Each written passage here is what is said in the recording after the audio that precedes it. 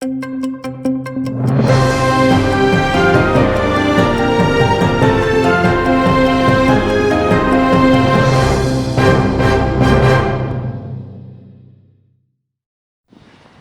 Hizbut Tahrir a'zosi ulami yo'qmi aytib bo'lamagan. Rossiyaning Jeneva harbiy mahkamasida o'zini Ramazanov kabi tanitgan qizli shaatning so'rg'usi davom etgan. Ahmedjetda 2019 senasi bardi. Hizbut Tahrirga aloqasi bor deb terrorizm ve Rossiyada hakimiyatni kuchdan zabt etmay intilganda qabatlanib tutilgan 25 mabus arasida olgan Osman Arif Memetov, Yashar Mo'edinov, Rustem Sheyxaliyev, Enver Ametov ve Ruslan Suleymanovning da'vosi cherchevasida o mabuslar Hizbut Tahrir firqasining a'zosi bo'ladi degan edi. Sanki dersin ular buni unga ochiq aydin aytgan. Qizli shaat mabuslarga qarshi FSBga jinoyat haqqında ariza berdimi, ya da o'zi firqadan chiqqani haqqında ariza yozganini aytib bo'lamagan. Imoychilar qayd etganiga ko'ra, bu shaat FSB ile ishbirlik yapib, terrorizmda qabatlangan bir cho'q Qrim tatarına qarshi yalan shaatlik aytmoqda. Bu Baqishsarayda yashagan Latish Konstantin Tumarevich deyler. Uni ko'rib bo'lmasalar da, sesi dengishtirilgan olsa da, uni telaffuzi ile taniganlar.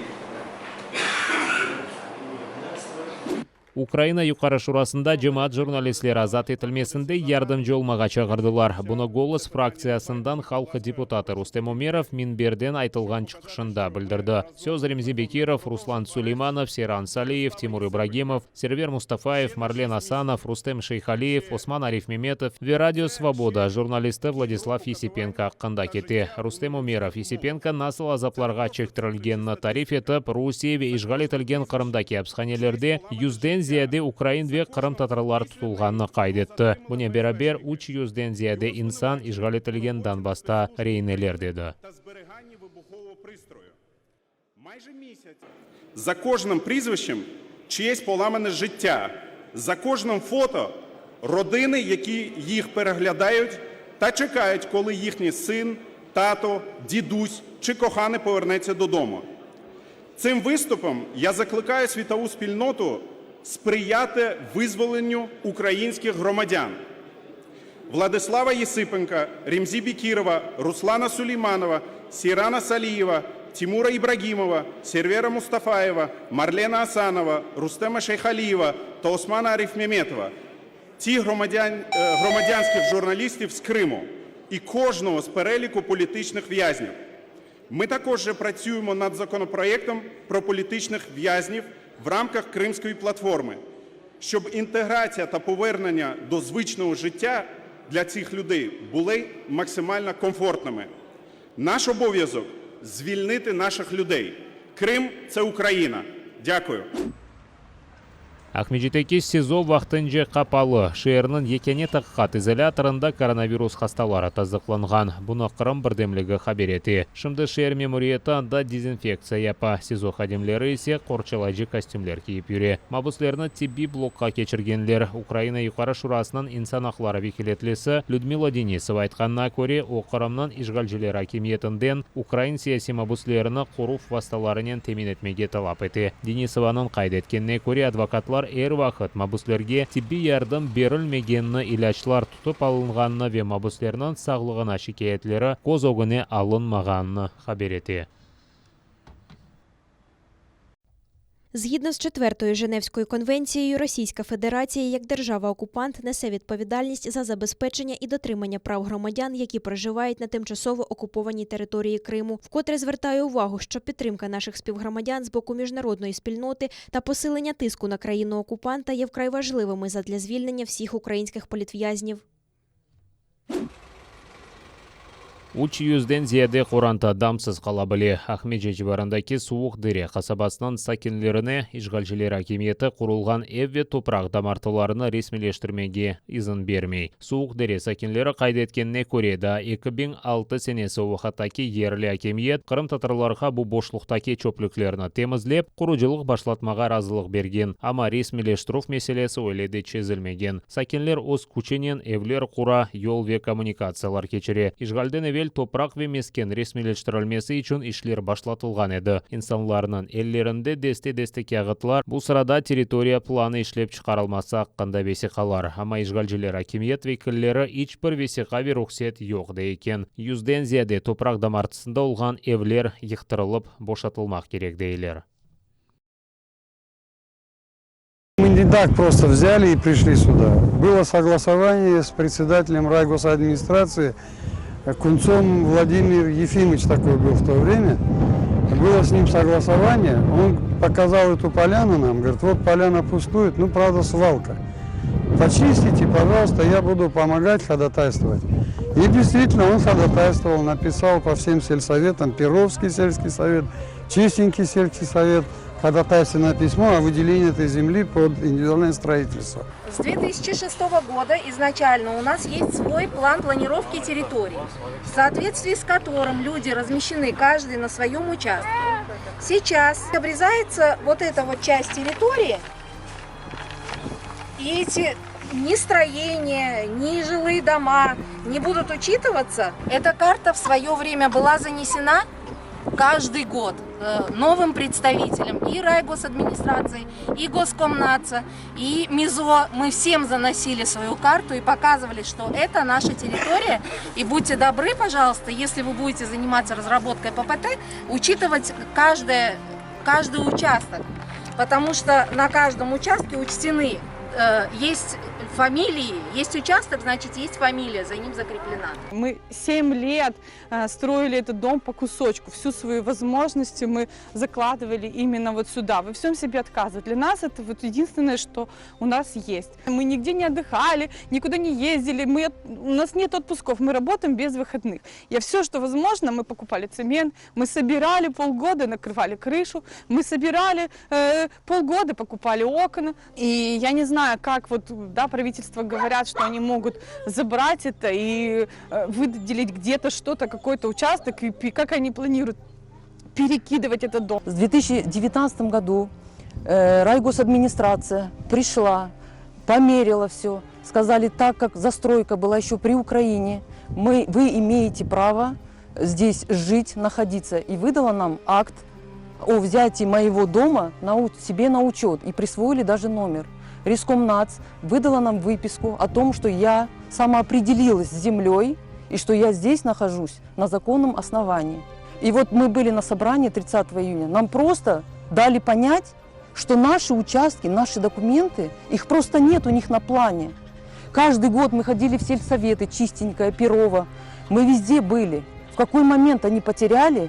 И куда они дели наши дома, которые стоят у них на учете? Bundan da gayrı sakinler işgalci hakimiyeti vekillerinin baskısı altında bulunğanını ayta. Çünkü işgalciler kasaba yanında olğan Zavodskoye avalimanını yok etip anda çok katlı evlerinin mesken kvartal kurmağa niyetleni.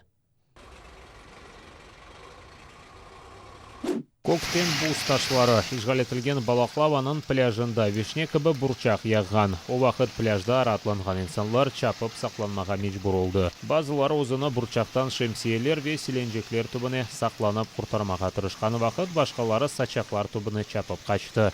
Bu yükler özlerinin ballarına kapattı. Aratlанıcılar deyki denizde hoş rahatlıq saq qaluf oyununa çevrildi. Aqyarda çekilgen videoda yerli pляжны qar urtkeni kıbı көрмек мүмкін. Bazıları күчлі burçaq yağğanda evlerinden ya da arabalarından çıkıp olamağan.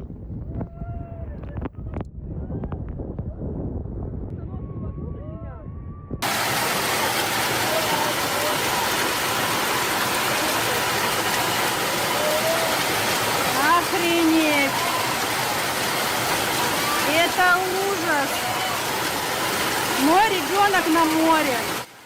İşgal etilgen Qırım territoriyasından Rusiyaga insanlarını keçirgen taşıyıcını 5 yılga mahkum ettiler. Bunu Qırım prokuraturası haber etti. Prokuraturanın malumatına göre, yakalangan Xerson vilayetindeki Chaplinka keçiş noktasını kullanıp insanlarını yarımadaga keçirgen. Rusiyaga barıp yetmek için o Kerechi boğazı üstünden kanunsuz şekilde kurulgan köpürden keçirgen. Mahkeme uzukumunu çıkargan vaqt mabuz qabatını tanıp peşman etkenini koz ogine algan. Prokuratura xadimleri qaydete ki taşıyıcı işgal etilgen Qırımda kontrol etilmegen Ukraina-Rus sınırındaki sınır keçişleri çalışmağanını açık aydın anlay eken. Украинаның шарқында ишгалчылар 5 кере атешкес режимini бозды. Украина силялы құветлерінде инсан ғайыплары yok дейлер. Мұны бірлешкен құветлер операциясының штабы білдірді. Душман Азақ деңізіне яқын олған Золотой Дёрт, Катериновка ве Водяное бұйы калибрлы құршын аты жетірті батлары ве граната атыжы системаларынан атеш açқан. Крім того, в районі населеного пункту Миронівський був зафіксований проліт ворожого безпілотного літального апарату типу Орлан-10 із перетином лінії розмежування. На обстріли російсько-окупаційних військ українські захисники відкривали вогонь у відповідь. Станом на 7 годину ранку 13 липня зафіксоване одне порушення режиму припинення вогню. Неподалік Південного окупанти вели вогонь з автоматичних станкових гранатометів і великокаліберних кулеметів. Бойових втрат за минулу та поточну добу серед військових Збройних сил України немає. Украина истихбараты ise Москвадан келген незаречелер жебе сызығынан о тарафында ишгалчылар ордосы селянен донатылмасыны тешкіргенні көзетмекте. Від початку поточного місяця діє комплексна комісія Збройних сил Російської Федерації з перевірки стану бойової готовності збройних формувань. Особлива увага приділяється умовам експлуатації озброєння і військової техніки, а також стану обліку зберігання та витрат матеріально-технічних засобів, які надходять з Росії.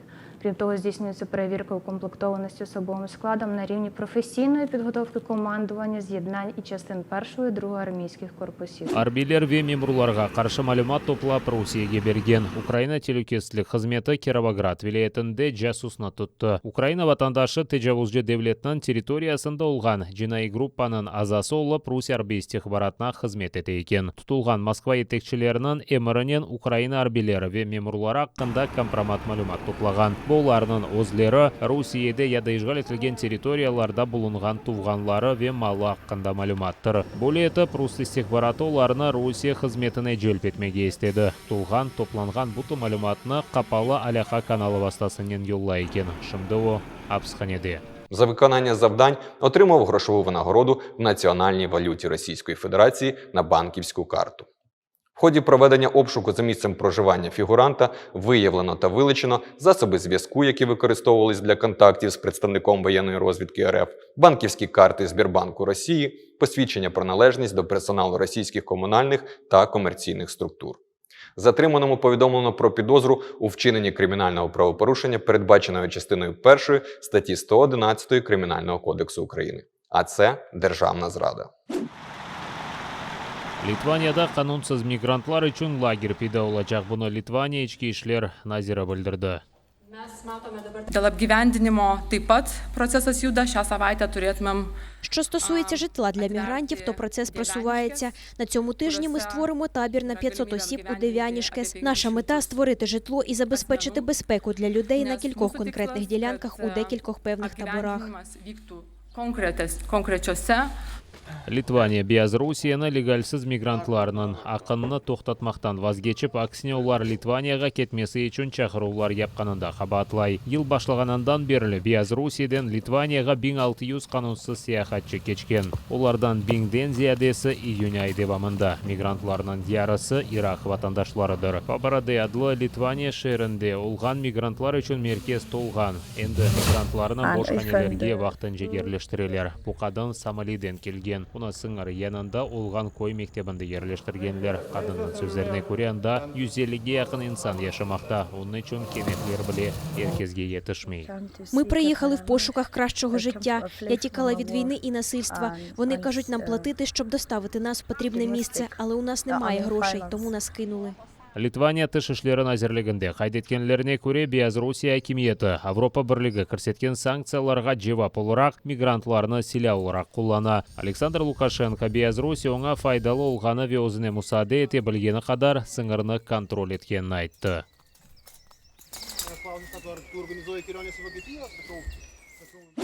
2021 сенесінде ел көлем Австралия коронавирус хасталығы ағырлашмасы нәтижесінде өлген инсанлар аққанда исабат айдынлаты башлады. Яңа Дженюби Уэльс штатында ковидтен хасталанған еркек вифат еткен. Айны заманда штат ел башлағанынан берлі яңа рекорд аққанда хабер етті. Кечкен күндевамында ковид 77 инсанда қайдетілген. Австралия үкіметі хасталық хусусан оның пек юқынчлы дельта штамының тест арқалмасыны тоқтатмаға тұрыша. Яңа Дженюби Уэльс штат штатының ең бұйық шehri olgan Сиднейде кенеде серт карантин илан етілді. Бұл енін назиры хасталарының сайысы артacak дей. Ми не можемо переоцінити важливість не тільки дотримання правил, а й усвідомлення ризику. Якщо ви не турбуєтеся про себе, це ваше рішення. Але подумайте про найближчих членів вашої сім'ї, про найближчих людей у вашому житті. Вони постраждають найбільше.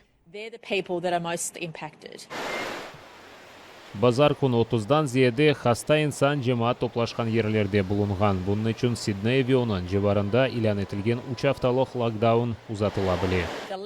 Тривалість локдауна залежить від усіх нас. Австралиядағы эпидемияның бағлы вазиет башқа инкишаф еткен мемлекетлерге көре да яқшы. Мемлекет ашлама компаниясы вакцина теслиматынан қытлығы ве екімлер тарафындан берілген ашлама қанда тепсиелерінің даими деңіштірілмелері себебінден яваш кечірілі.